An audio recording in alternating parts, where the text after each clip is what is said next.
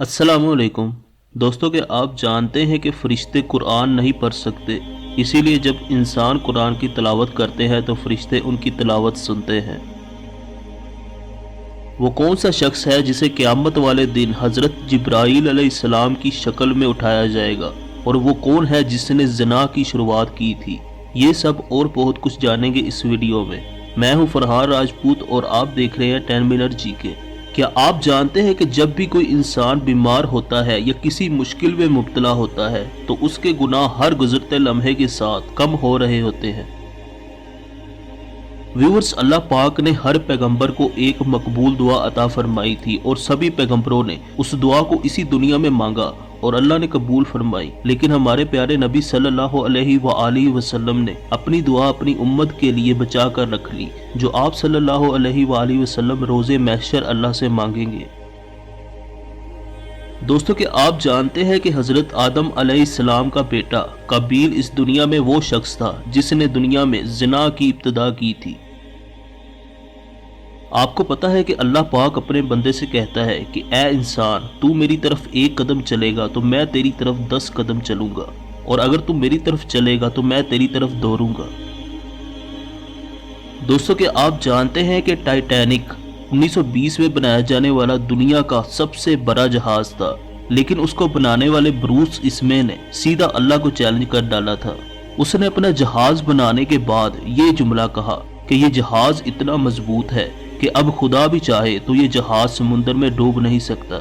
और अल्लाह पाक ने तो शद्दाद और फिरौन के तकब्बरों को मसल डाला था। ये क्या चीज थी?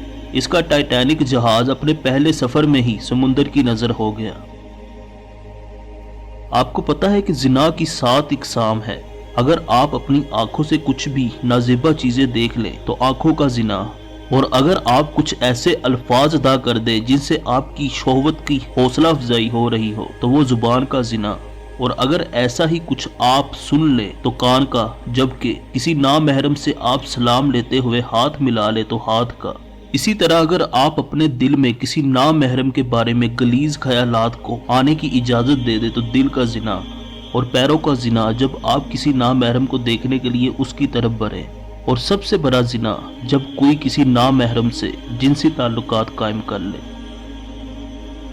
दोस्तों, के आप जानते हैं कि जुमे का वो दिन है जिस दिन क़यामत का मैदान सजेगा, और क्या आप जानते हैं कि बिल्लियां जुमे के दिन सबसे ज्यादा डरी हुई होती हैं और बेचैन होती है, क्योंकि उन्हें पता होता है कि इसी दिन क़यामत आनी है।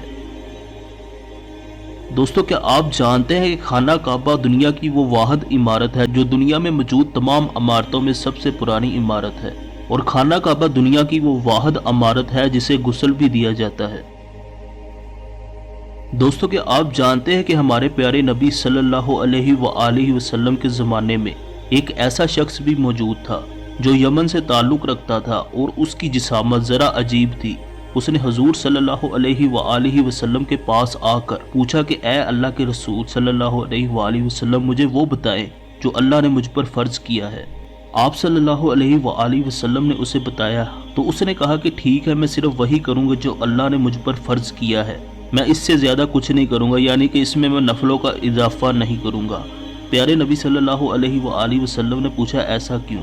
तो उसने कहा कि आप मुझे देखें, अल्लाह ने मुझे इतना बदसूरत बनाया है। ये कहकर वो जाने लगा तो उसी वक़्त प्यारे नबी सल्लल्लाहु अलैहि वसल्लम के पास जिब्राईल अलैहिस्सलाम हाजिर हुए और अर्ज़ किया, ए अल्लाह के रसूल सल्लल्लाहु अलैहि वसल्लम, वो शख्स कहाँ है जो अभी अल्लाह से शिकायत कर रहा था? अल्लाह ने उसकी शिकायत सुन ली है। तो आप सल्लल्लाहु अलैहि वसल्लम ने उस शख्स को रोका और कहा कि अल्लाह ने फरमाया है कि जो शख्स अभी मुझसे शिकायत कर रहा था, क़यामत के दिन मैं इस शख्स को जिब्राईल अलैहिस्सलाम की शक्ल में उठाऊंगा। ये सुनने के बाद उस आदमी के चेहरे पर 4 चांद लग गए और वो बहुत खुश होकर वहां से चला गया। तो दोस्तों, आज की वीडियो में इतना ही था। अगर वीडियो अच्छी लगी हो तो इसे प्लीज़ लाइक करें और चैनल को ज़रूर सब्सक्राइब करें ताकि आपको इस तरह की मज़ीद वीडियोस मिलती रहें। अल्लाह हाफिज़।